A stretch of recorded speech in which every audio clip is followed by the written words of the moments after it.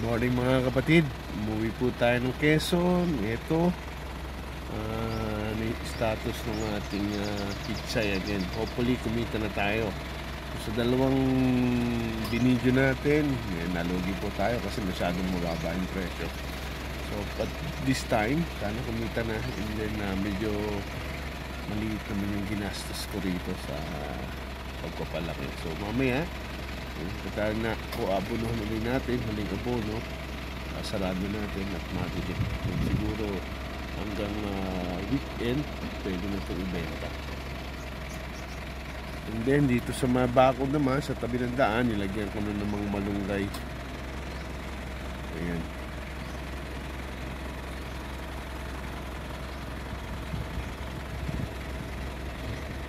malunggay.